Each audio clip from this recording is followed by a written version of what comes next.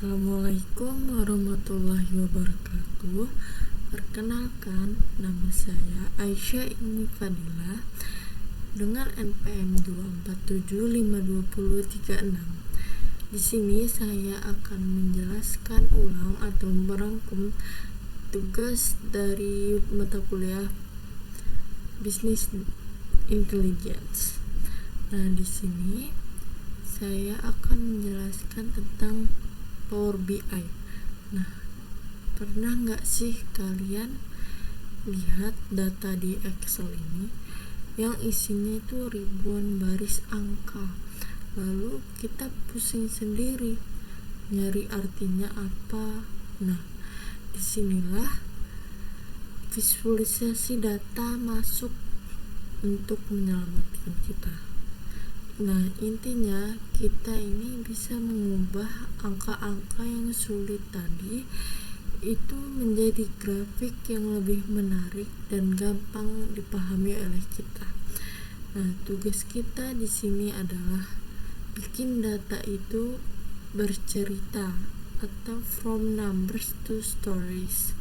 Jadi, bos atau klien kita ini bisa langsung paham kondisinya dalam sekali lihat.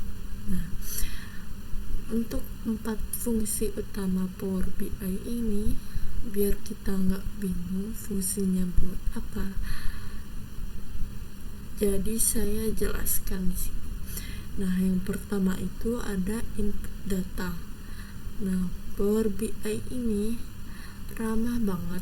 Dia bisa menarik data dari mana aja, mau dari Excel, database, SQL, bahkan data dari website pun bisa. Nah, yang kedua itu ada transform data. Seringkali data yang kita punya itu kotor atau berantakan. Nah, Power BI ini punya fitur namanya Power Query buat bersihin data-data kita secara otomatis. Nah, yang ketiga yaitu ada visualisasi data. Nah, di sini tempat kita untuk menyulap data itu menjadi grafik yang interaktif, diagram yang keren, dan dashboard yang bisa diklik untuk kita pilih-pilih. Yang keempat itu share atau bagi-bagi laporan. Nah, kalau dashboardnya sudah jadi, kita tinggal sebar aja pakai link. Nah, jadi tim kita ini bisa langsung lihat tanpa drama salah kirim file lagi. Nah, jadi sebelum kita install, pastikan laptop kita ini dipakai dengan Windows, karena Power BI desktop belum bisa langsung di Mac. Nah, spek minimalnya itu RAM-nya ada 8GB dan prosesor minimalnya ada Core i3 atau Ryzen 3 biar lancar jaya pas ngolah datanya. Nah, untuk alur kerja analisis data, sebelum buka aplikasinya kasih tahu dulu kalau bikin dashboard itu ada langkah logisnya, nggak bisa asal-asalan kita masukin sendiri. Nah, yang pertama itu langkah pertama adalah kita pahami dulu masalah bisnisnya. Tanya dulu ke bos apakah mau lihat apa sih, dan mau naikin penjualan apa, atau mau evaluasi performa karyawan. Nah, yang kedua, pahami dulu isi datanya. Cek dulu data apa aja yang kita punya sekarang. Nah, terus kita bikin coretan atau markup. Nah, markup ini merupakan gambar kasar dulu di kertas atau PowerPoint. Kira-kira nanti letak grafiknya itu mau di mana. Nah, yang keempat itu siapkan dulu datanya. Ambil data aslinya lalu dibersihkan. Yang kelima yaitu visualisasi. Nah, terakhir ini baru deh kita bikin grafiknya di Power BI.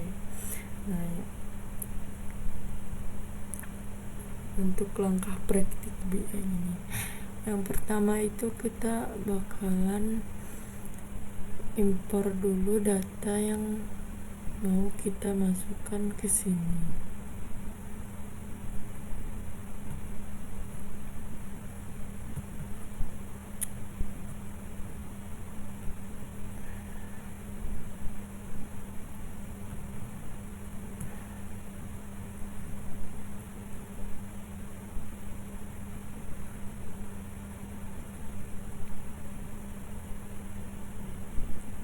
Nah, terus kita pilih aja Excel karena Excelnya sudah disediakan datanya. Kemudian kita unggah file, terus kita pilih filenya yang ini, kemudian open.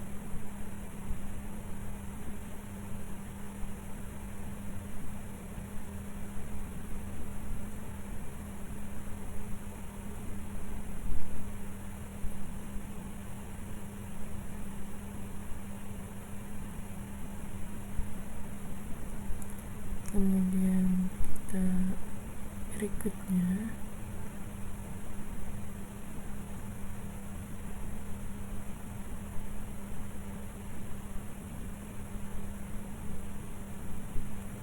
coba kita masuk ke tabel 1. Nah, ini hasilnya. Terus ini ada yang namanya ship mode, customer ID, customer name. Ini kita bisa ganti datanya.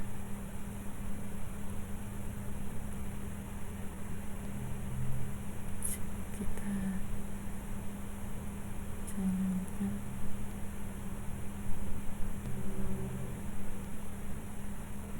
Ini bisa kita ubah-ubah di sini, sesuaikan apa yang ingin kita ubah.